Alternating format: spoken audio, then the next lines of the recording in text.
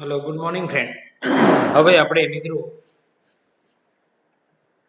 Chapter number 8 જોઈ રહ્યા છીએ. આગલા વિડીયોમાં ચેપ્ટર नंबर 8 નું इंट्रोडक्शन તમને મેં કરાવી દીધું હતું. यानी पूरा इंट्रोडक्शन आपको मैं करवा दिया है और एक पार्ट हमने लेसन को समझा भी. ફરીથી યાદ કરાવી દઉં છું. લેખકનું નામ છે મોહમ્મદ માકડ. એમનો જન્મ સૌરાષ્ટ્ર એટલે કે બોટાદ જિલ્લાના પાળિયાદ ગામમાં થયો હતો.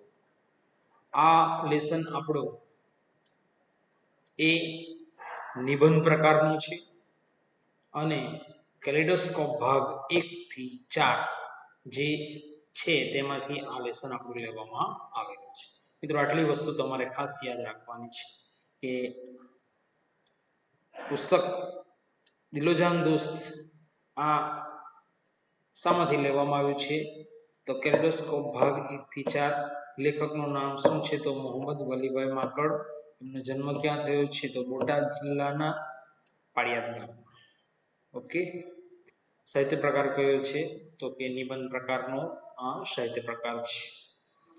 હવે મિત્રો આપણે આગળ સમજીએ છીએ. અત્યાર સુધીમાં એમ કહે છે કે બુક તો કે પુસ્તક આપણી સાથે હસી શકે છે, પુસ્તક આપણી સાથે રડે છે, પુસ્તક આપણી સાથે આપણે સફર પણ કરી શકીએ છીએ. જ્યાં પડે ત્યાં ઈચ્છા પડે ત્યાં આપણે એને બરાબર વાંચી શકીએ છીએ. એટલે પુસ્તક એક જાદુઈ દીવો છે એવું કહેવામાં આવે છે. તો ફરીથી પાછા આપણે આ લેસનને જોઈએ. ઉંદરના બચ્ચા 2-3 અઠવાડિયામાં જન્મે છે.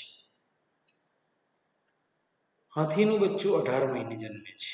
ઉંદરના બच्चाને जन्मता यानी उंदर यानी रेट जो है वो उसको जन्म लेते हुए कितना 2-3 અઠવાડિયામાં જન્મે છે. હાથીનું બચ્ચું 18 મહિને જન્મે છે.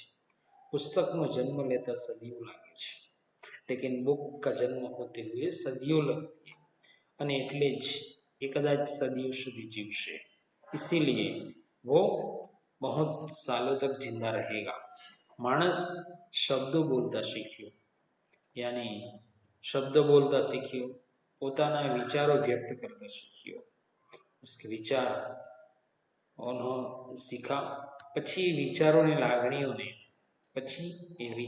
લાગણીઓને સંગ્રહી રાખવાની માણસ બીજા સુધી પહોંચાડવાની ઈચ્છા તેને થવા લાગી.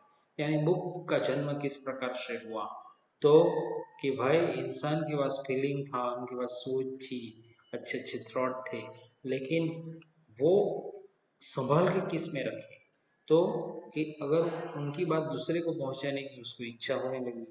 तेने चित्रलिपि शुरू करी. यानी फर्स्ट टाइम वो लिपि आती है वो लिखी. મેસોપોટેમિયા, सीरिया, इराक અને તેની આજુબાજુના પ્રદેશમાં આજથી લગભગ 6000 વર્ષ પહેલા इंसान ने बराबर मेसोपोटामिया, सीरिया वगैरह में 6000 साल पहले माटीनी ईंटों जेवी प्लेटों में लखेली.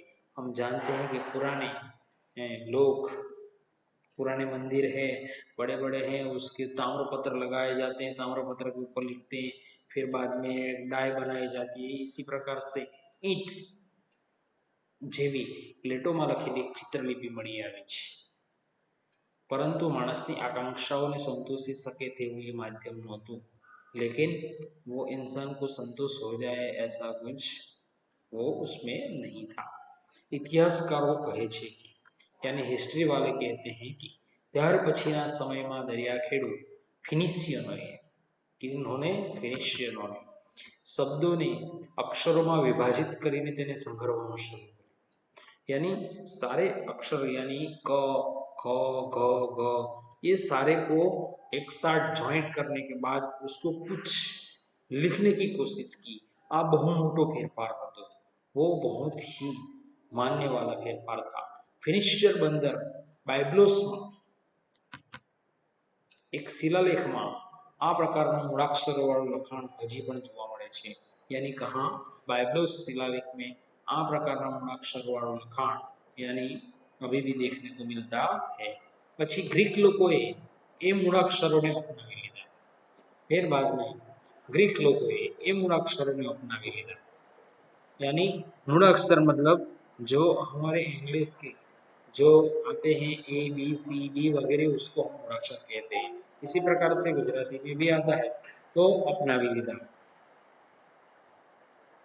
कहे छे कि फिनिशियनो પાસે વ્યંજનો જ હતા यानी स्वर और व्यंजन हम जानते हैं कि भाई व्यंजनों જ હતા जिस प्रकार से च ख प ल ब જેવા यानी गुजराती में इसको क्या कहते हैं व्यंजन यानी मूळाक्षर તેમાં ग्रीक લોકોએ સ્વરો ઉમેર્યા उसके साथ स्वर भी उन्होंने ऐड किए અને अर्थ વધુ સ્પષ્ટ થયો इससे शब्द को ज्यादा समझ में आया चोखा पाली बे अलबत्त कान्हा मातर ने आ रीत तो घणी मोड़ी उमर उसके साथ जो सही वर्ड्स लिखने की जो बात थी वो तो बहुत देर आई અને તે જ સર્વોત્તમ છે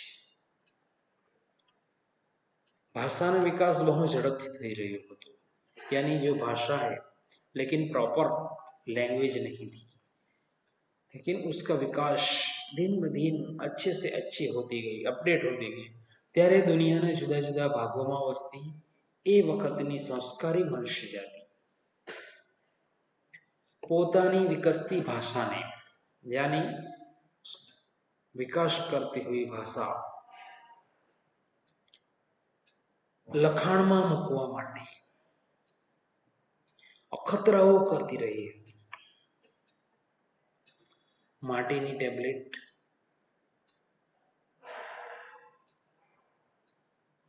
માટીની ટેબ્લેટ્સ શિલાલેખો ભેદચિત્રો ઝાડની છાલ મીણ શોધખોળો ચાલુ હતી लगभग 4500 वर्ष पहला मिस्रवासीओए मित्रों आ खास याद राखजो बराबर इजिप्तना રહેવાસીઓને મિસ્રવાસીઓ કહેવામાં આવે છે एक नवी वस्तु शोधीने लेखनની બાબતમાં ક્રાંતિકારી ફેરફાર કર્યો મિત્રો ये बहुत बड़ी शोध है નાઇલના ફળદ્રુપ પ્રદેશમાં મિત્રો આ ખાસ આપણે યાદ રાખવાનું છે પેપિરસ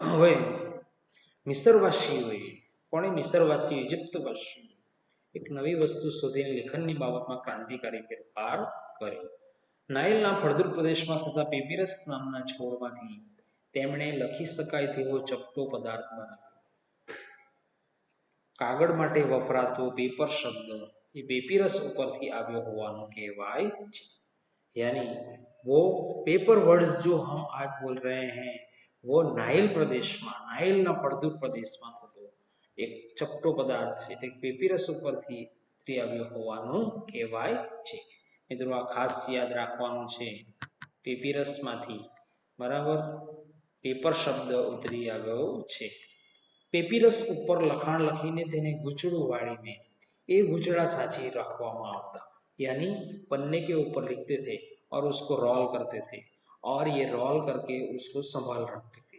આપણા જૂના ટીપણા અને જૂના દસ્તાવેજો એના અવશેષો છે ટીપણા यानी यहाँ कोई लिखते थे यानी उसके ऊपर चूनना करते थे यानी कहीं भी चित्र डला पुराने मकान थे उसके मकान के ऊपर अलग अलग प्रकार की ड्राइंग पेंटिंग होता था वो हम जानते हैं कि ये पुराने प्रकार का घर है पेपिरस आ गुछड़ाना एक छेड़े गोળ લાકડી રહેતી અને તેને ધીમે ધીમે ઉખેડીને વાંચવામાં આવતું जिस प्रकार से पहले के जमाने में राजा महाराजा लोग जो संदेश भेजते थे हम जानते हैं कि राजा महाराजा लोग संदेश किस प्रकार से भेजते हैं तो इसी प्रकार से वो लोग गुचड़ा एक लाकड़ा यानी लकड़ी एक लकड़ी के टुकड़ा लेते थे और उसके ऊपर रोल करते थे અને पढ़ने के टाइम भी उसको बराबर खोल के वो पढ़ लेते थे एमा घणी कड़ाकूट थी छता वर्षों सुधी आ पद्धति अमल में रही लेकिन बहुत साल तक वो अमल में हुआ ईसुनी पहली सदी में एलेक्जेंड्रिया शाही पुस्तकालय એલેક્ઝાન્ડ્રિયાનું શાહી પુસ્તકાલય નાશ પામ્યું ત્યારે તેમાં 7 લાખ ગુચડાઓ હતા, यानी उसमें 7 लाख गुचड़ाओ, કેટલા 7 લાખ ગુચડાઓ વિટળાયેલા હતા. વિટલાઓ હતા એ ઉપરથી વાતનો ખ્યાલ આવી શકે છે. हम इससे अंदाजा लगा सकते हैं कि भाई उस टाइम पे कितना गुचड़ा એટલે કેટલા ગુચડાઓ હશે એના પરથી ખ્યાલ આવી શકે છે કે તેનો કેટલો પ્રભાવ હશે. પેપિરસના વિટલાઓ પર લખાતું હતું ત્યારે બીજી તરફ એશિયા માઇનરના કેટલાક લહિયાઓ લખવા માટે વાછરડા, ઘેટા કે બકરાના કમાવેલા ચામડાનો ઉપયોગ કરતા હતા. लहिया यानी लिखने वाला लोग वाछरड़ा, घेटा के बकराना यानी प्राणी लोगों के चमड़े का इस्तेमाल करते थे. पार्चमेंट तरीके ओळखाती आ सामग्री पेपिरस करता વધુ ટકાઉ અને સાનુકૂળ હતી.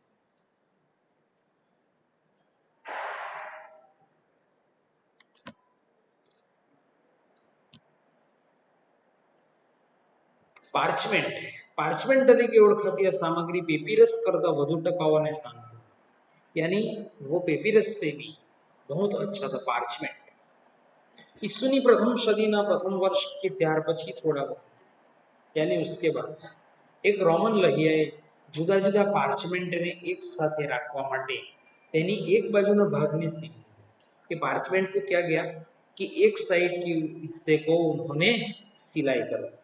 आ सीवेलो भाग पुस्तकनी पीठ बन्यो, यानी वो અને આ રીતે કદાચ પહેલું પુસ્તક અસ્તિત્વમાં આવ્યું. हम क्वेश्चन पूछेंगे कि भाई पहलू पुस्तक કેવી રીતે અસ્તિત્વમાં આવ્યું, તો કે સીવેલો ભાગ પુસ્તકની પીઠ બન્યો અને આ રીતે કદાચ પહેલું પુસ્તક અસ્તિત્વમાં આવ્યું. કહે છે કે ઈરાનના અને આર્ય લોકો પણ લખાણવાળા ચામડાના ટુકડાને એક સાથે પોસ્ટ यानी बॉक्स जैसा था રાખવાની આવી કલા જાણતા હતા અને તેના પરથી અને તેમાંથી જ પુસ્તક, પોસ્તી, પોથી અને પુસ્તક નામ ઉતરી આવેલ છે. અને इसके बाद इसीलिए उसमें से पुस्तक, पोस्ती, पोथी, पुस्तक नाम उतरी आवेल છે. આવી રીતે બનેલ પુસ્તક પહેલા પેપિરસના વિટલાઓ કરતા ચોક્કસપણે વધુ સરળ અને અનુકૂળતાવાળા, यानी पेपिरस से भी अच्छा कोई कौन आया, पार्चमेंट. और पार्चमेंट का एक तरफ का हिस्सा उन्होंने सिलाई कर दी और ये सिलाई करने के बाद उसको बराबर किस में रखते थे, पोस्ट में.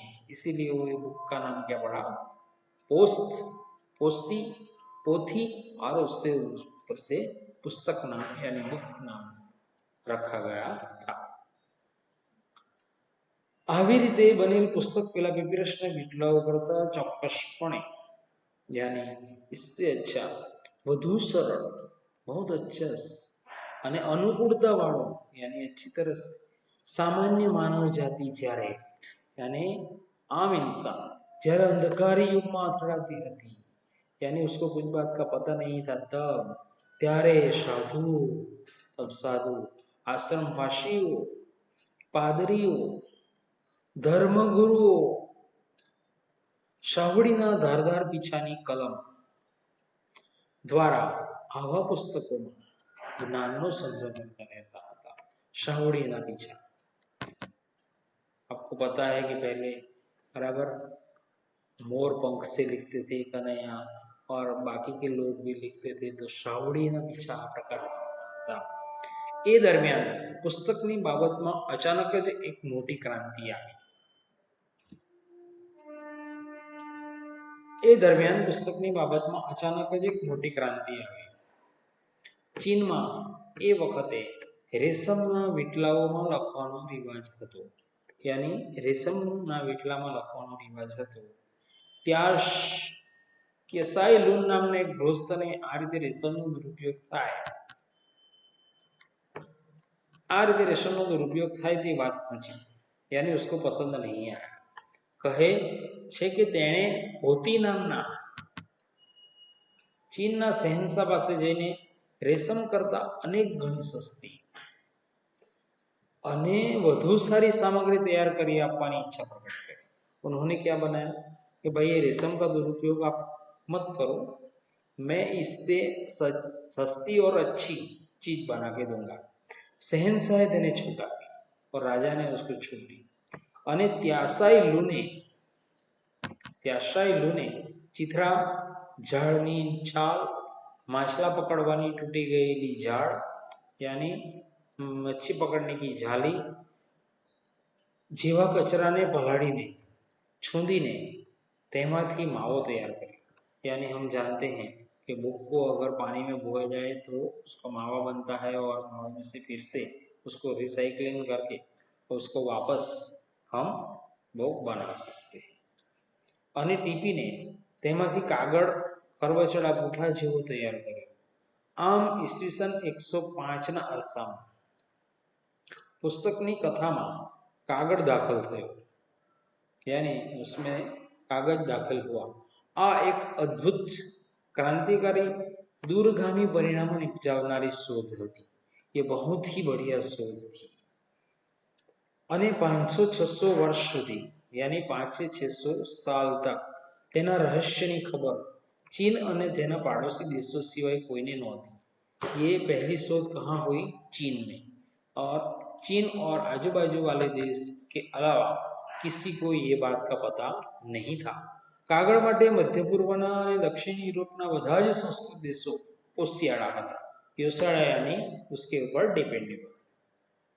ત્યાર પછી એક કાગળ બનાવનાર ચીન अरब लोगों ना हाथ में पकड़ाई गयो। यानी चीन का जो व्यक्ति है वो अरब लोगों के हाथ में पकड़ा गया અને પરિણામે કાગળનો સફેદ જાદુ બધા દેશોમાં ઝડપથી ફેલાઈ ગયો। यानी कागज कहाँ से बनाते थे वो वहां से पता चल गया। જેવું કાગળ બાબતમાં બન્યું એવું જ કલમ બાબતમાં પણ બન્યું। यानी जिस प्रकार से कागज के बारे में हुआ उसी प्रकार से पेन के बारे में भी हुआ। तेमा पण क्रमे क्रमे फेरफारों होता रहा, यानी उसमें भी बाद में फेरफार होता रहा। वतरण, कित्तो अने कलम। मित्रों वतरण એટલે तो कि पहले के जमाने में लोग घर से धूल लेके जाते थे और घर से धूल लेके जाने के बाद वो अपनी बैठक के सामने बिछा देते थे, क्योंकि उस टाइम पे बेंचेस नहीं थी, कुछ नहीं, नीचे बैठते थे और धूल बिछा देते थे और धूल के ऊपर लकड़ी के टुकड़े से लिखते थे और लकड़ी का टुकड़ा जिसको लेके जाते थे उसको क्या कहते हैं? वतर, कित्तो। फिर बाद में एक टुकड़ा आता था वो लिखते थे उसको कहते हैं कित्तो, और फिर बाद में आती है कलम। कलम क्या कहते हैं पता है आपको? साई वाली जो कलम आती थी, जो पहले इंडी पेन कहते हैं हम, वो कलम। પણ પછી તેમાં જે ફેરફારો થયા, holder pen, ball pen, sketch pen, अब मार्कर पेन भी आ गया है फ्रेंड। તેને પુસ્તક સાથે ખાસ સંબંધ રહ્યો નહીં, કારણ કે પુસ્તક एक तबक्के हस्तलिखित मटीने छापेલું बनी गई। यानी उस टाइम का लिखने का बात था, लेकिन अब क्या हुआ? सीधा छपता है, इसीलिए लिखने की झंझट मारे पड़ी। आवा छापेला पुस्तक माटे प्रिंटिंग प्रेस ની શોધ કરવાનું માન, यानी प्रिंटिंग प्रेस शोध करવાનું માન जॉन गुटेनबर्ग नामना एक जर्मनना पाड़े जाए છે। किसने प्रिंटिंग प्रेस की शोध किसने की है? जॉन गुटेनबर्ग जर्मन ना पाड़े जाए છે। यानी जर्मनी के एक प्रिंटिंग प्रेस की शोध करना जॉन गुटेनबर्ग नामना पाड़े जाए છે। गुटेनबर्गे शोधेल टाइप અને प्रेस आजना जेवा नहोता, यानी गुटेनबर्ग ने ढूंढा हुआ जो प्रेस आजना जेवा नहोता, छतां तेनी ते शोधथी पुस्तक सारा लहियाओना हाथमांथी सीधું यंत्र पर जाए। लेकिन वो उनके प्रेस में से लिया हुआ जो है वो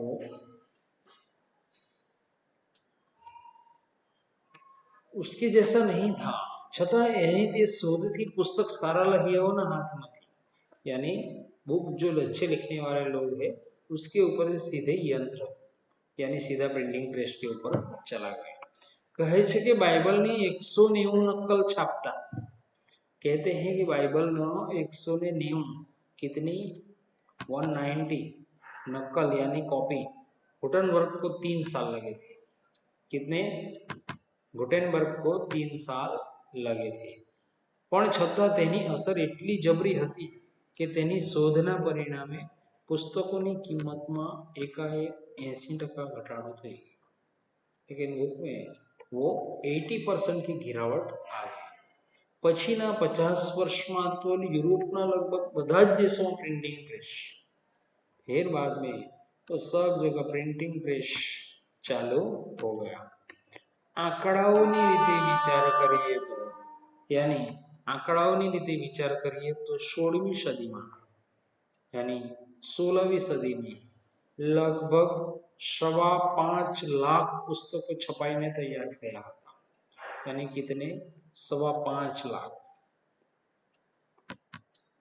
यानी 5,25,000। 17वीं सदी में ये वधीने आंकड़ो 12.5 लाखे पहुंच्यो। यानी 18वीं सदी में 20 लाख, 19वीं सदी में 80 लाख અને 20મી સદી એટલે કે આજે દર વર્ષે यानी हर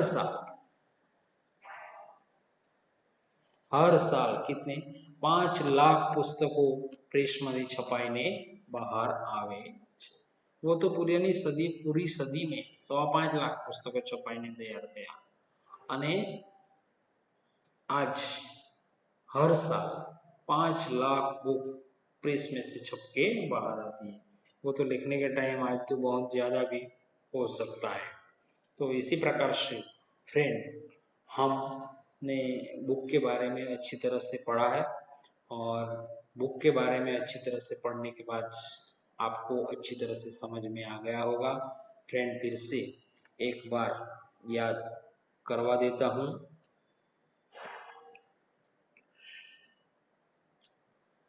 अब तक हमने जो किया है और वापस थोड़ा रिवीजन करवा देता हूँ फ्रेंड। ओके, હવે મિત્રો ફરીથી પાછું યાદ કરાવી દઉં છું કે દોસ્તોયેવ્સ્કીએ શું લખ્યું હતું? The miserable. દોસ્તોયેવ્સ્કીએ કયું પુસ્તક વાંચેલું હતું? વેનિસ જોવાને બદલે મિઝરેબલ વાંચેલું હતું। મહાન કવિ ગેટીની નવલકથા ધ સોર ઓફ ધ વેધર કોણે વાંચેલી? નેપોલિયનને રણ મેદાનમાં વાંચેલી હતી મિત્રો। બરાબર છે, આ ખાસ યાદ રાખવાનું છે। પુસ્તક આપણી સાથે હસે છે, રડે છે, ઉદાસ થઈ જાય છે, આનંદ પામે છે, પુસ્તકની હાજરીમાં પોતાની જાત સાથે વાતો કરવા લાગે છે, પોતાની જાતને ક્યારેક તો માત્ર પુસ્તક પાસે જ ખુલ્લી કરે છે। પુસ્તક આધુનિક માનવી માટે દિલોજાન દોસ્ત છે। આ પણ આપણે જોયું મિત્રો। હવે બરાબર કે ગુજરાતીઓને ચોપડા કરતા ચોપડીમાં વિશેષ રસ છે, તો એ કેવી રીતે? તો કે ચોપડા કરતા ચોપડીમાં વિશેષ રસ છે એ પણ આપણે કહ્યું કે ભાઈ ગુજરાતીઓને લેવામાં વિશેષ રસ છે, આપવામાં રસ નથી બરાબર। પરંતુ ગુજરાતીઓ પણ કેટલાક સારા એવા છે ચોપડા વસાવે છે બરાબર છે। પુસ્તક સાથે તમે વાતો કરી શકો છો, રડી શકો છો, હસી શકો છો, સફર પણ કરી શકો છો, દરિયા પર અવકાશમાં ધરતીની ઊંડાણમાં ઈચ્છા પડે ત્યાં જઈ શકો છો। એટલા માટે પુસ્તક એક જાદુઈ દીવો છે બરાબર છે। અને સૌપ્રથમ શોધ શાના પર થઈ? તો કે મિસરવાસીઓએ સૌપ્રથમ શોધ કરી પેપિરસ નામના છોડમાંથી લખી શકાય એવો ચપટો પદાર્થ બનાવ્યો અને સૌપ્રથમ પેપર શબ્દ પેપિરસ પરથી ઉતરી આવ્યો હતો बराबर। इसके बाद फिर बाद में क्या हुआ? पार्चमेंट का यूज किया, वीटलाओ પછી पार्चमेंट અને पार्चमेंटનો ઉપયોગ દિન પ્રદિન વધતો જતો હતો અને પોસ્ટમાં રાખવાને કારણે તેના નામ શું પડ્યા હતા? પોસ્તી, પોથી, પુસ્તક નામ ઉતરી આવ્યું છે બરાબર। અને પ્રિન્ટિંગ પ્રેસની શોધ કોણે કરી હતી? તો જ્હોન ગુટનબર્ગ નામના એક જર્મનના ફાળે જાય છે મિત્રો। હવે આપણે બરાબર બાઇબલની કેટલી નકલ શોધતા 190 નકલને છાપતા ગુટનબર્ગને કેટલા વર્ષ લાગેલા હતા? 3 વર્ષ. અને આજે કેટલી બુકો બહાર પડે છે? 5 લાખ પુસ્તકો બહાર પડે છે. મિત્રો અહીંયા હવે આપણે રોકાઈએ છીએ. ઓકે ફ્રેન્ડ, બાકીનું લેસન આપણે આગલા વિડીયોમાં પૂરું કરીશું. Okay, thank you.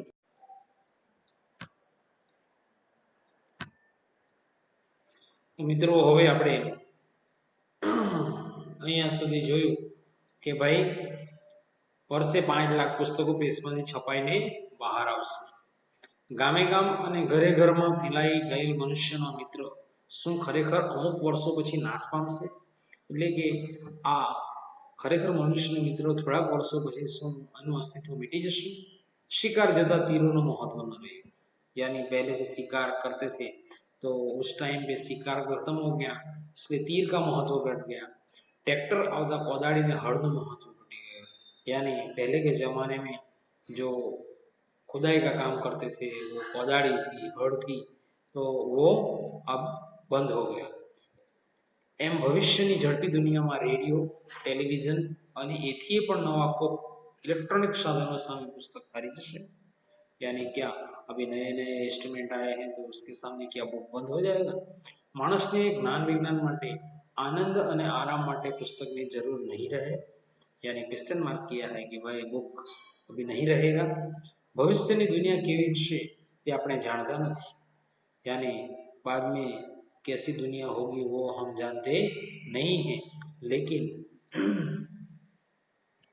પણ અત્યારના સિનેમા, રેડિયો, ટીવી કે અન્ય ઇલેક્ટ્રિક સાધનો સામે પુસ્તક હારી જાય અને લુપ્ત થાય જાય એમ લાગતું નથી.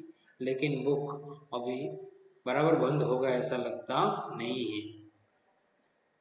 રેડિયો, સિનેમા એવી બીજી વસ્તુઓ તમને આનંદ આપી શકે છે, માહિતી આપી શકે છે, પણ પુસ્તકનો આનંદ અને પુસ્તકમાંથી મળતું જ્ઞાન એક અનોખી પોતાની જ વિશિષ્ટતા ધરાવે છે.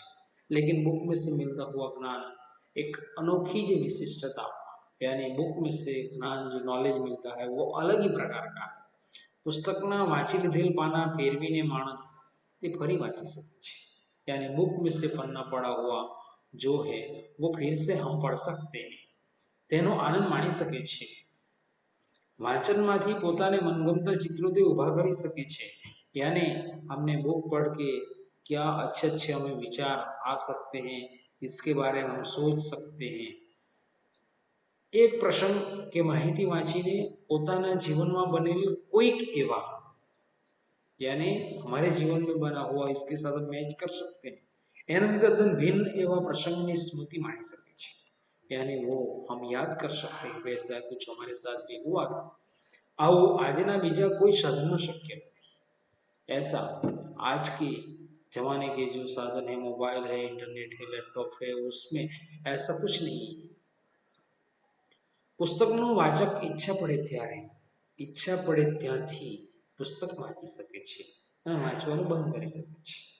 यानी बुक में से हम जहाँ से इच्छा हो सके वहीं से पढ़ सकते हैं, वहाँ जहाँ चाहे हम वहाँ बंद कर सकते हैं. एक જ પુસ્તકમાંથી भिन्न भिन्न સ્તરના વાચકો भिन्न भिन्न प्रकारનો आनंद અનુભવે છે. यानी एक बुक में से बराबर अलग अलग जो रीड करता है वो अलग अलग प्रकार की सोच रख सकता है. એ જ રીતે માણસ તેની જુદી જુદી મનસ્થિતિમાંથી એક જ પુસ્તકમાંથી जुदा ज प्रकारનો આનંદ જ્ઞાન મેળવી શકે છે.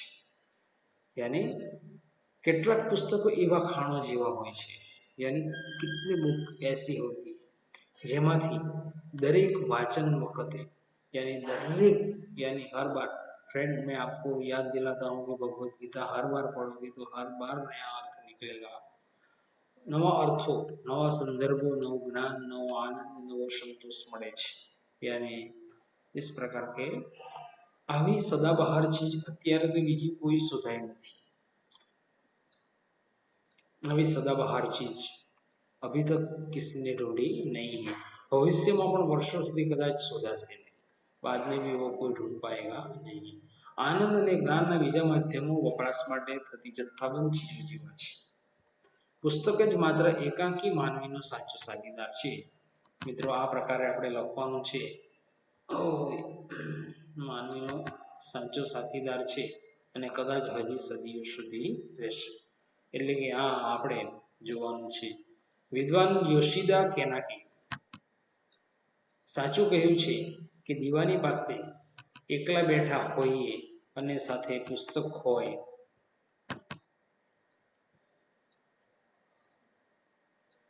એના જેવો આનંદ દુનિયામાં એકેય નથી. અને કિસકે જૈસા આનંદ દુનિયામાં બીજો કોઈ નથી. કેલિડોસ્કોપ ભાગ 1 ને 4 માંથી આ લેવામાં આવેલું છે. બરાબર છે. તો મિત્રો આપણે આ પ્રમાણે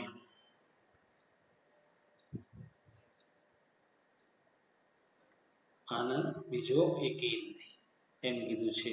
હવે શબ્દ સમજૂતી માટે આપું છું. ઉમર એક સુપ્રસિદ્ધ ફારસી તત્વજ્ઞાની, દોસ્તોયેવસ્કી રશિયાના એક સુપ્રસિદ્ધ સાહિત્યકાર, નેપોલિયન ફ્રાન્સનો મહાપુરુષ. પ્રશસ્તિ બરાબર. આ બધા જ તમારી જે ટેક્સ્ટ બુકમાં જે સમાનાર્થી શબ્દો આપેલા છે એને તમારે જોઈ લેવાના છે મિત્રો. હવે આપણે થોડા ક્વેશ્ચન આન્સર કરી લઈએ. આધુનિક માનવીને આનંદ આપનાર વિશિષ્ટ સાધન કયું હતું? પુસ્તક. દોસ્તોયેવસ્કીએ વેનિસ જોવાને બદલે શું જોયું? તો લ મિઝરેબલ. શું જોયું?